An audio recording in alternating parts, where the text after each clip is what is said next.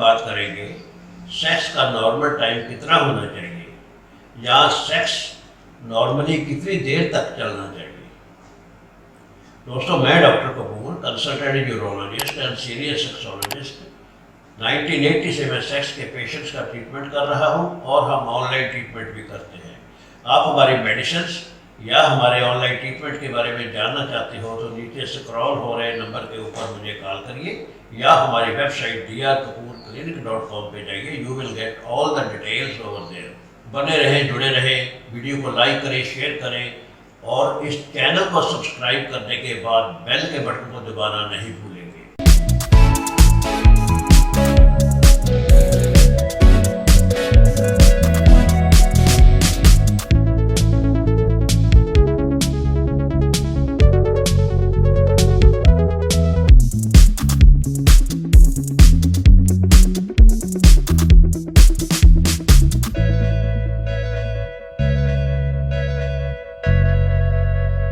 दोस्तों, जितने भी मेल लोग हैं इस दुनिया में, उनमें से मेजॉरिटी लोगों को पता भी नहीं होता कि नॉर्मल सेक्स टाइम कितना होता है। इसीलिए तकरीबन सारे के सारे लोग, सारे के सारे मेल इस टेंशन में रहते हैं कि हमारा सेक्स टाइम बहुत कम है और मैं अपनी पत्नी को सेटिस्फाई नहीं कर पाऊंगा या सेटिस्फाई नहीं कर पा रहा।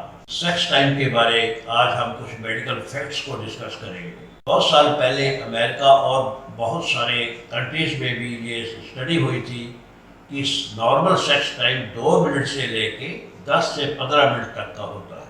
अगर आपका सेक्स टाइम 2 मिनट से शुरू होके 15 मिनट तक चलता है तो आपका सेक्स टाइम नॉर्मल माना जाएगा।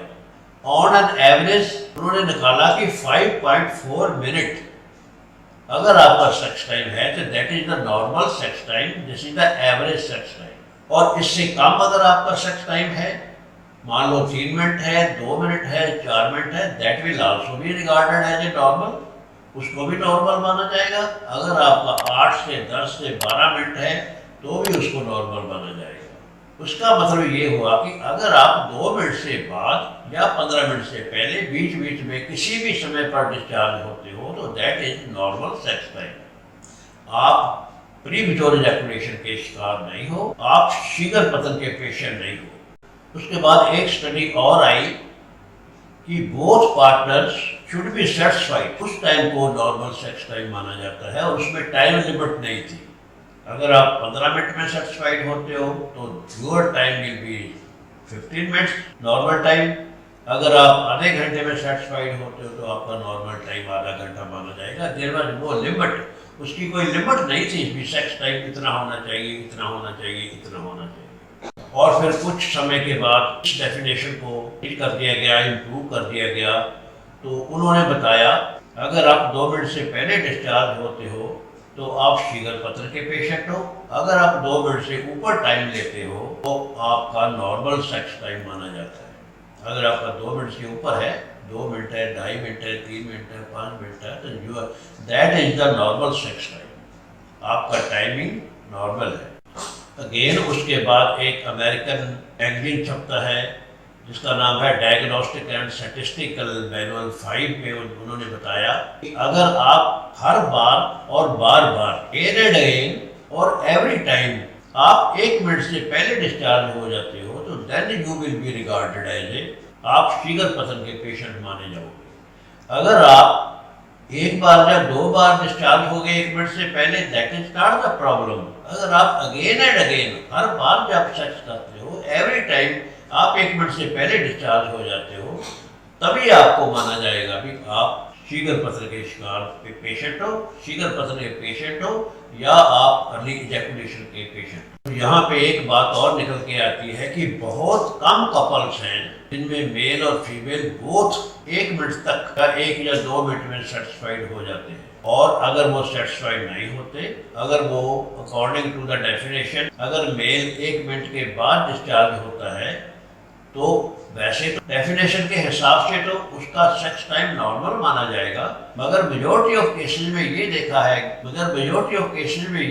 गया है कि मेल और फीमेल दोनों में से कोई भी सेटिस्फाइड नहीं होता। इसलिए सेक्स टाइम को बढ़ाने की जरूरत पड़ती है। कोई आदमी, अगर कोई मेल 1 मिनट या 2 मिनट में डिस्चार्ज हो जाता है और उसकी वाइफ सेटिस्फाइड नहीं होती, उसकी पार्टनर सेटिस्फाइड नहीं होती, तो उसको भी सेटिस्फेक्शन नहीं मिलेगी, वो भी खुश नहीं होगा, ना वो खुश होगी।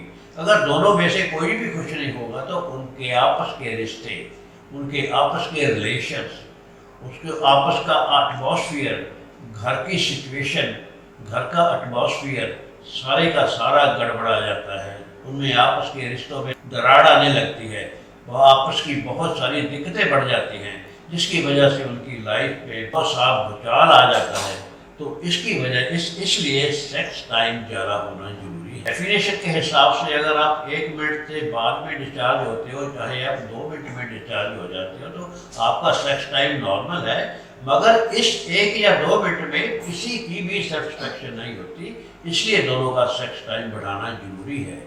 इसके लिए कुछ टेक्निक्स होती हैं, वो मैं आपको बताऊंगा।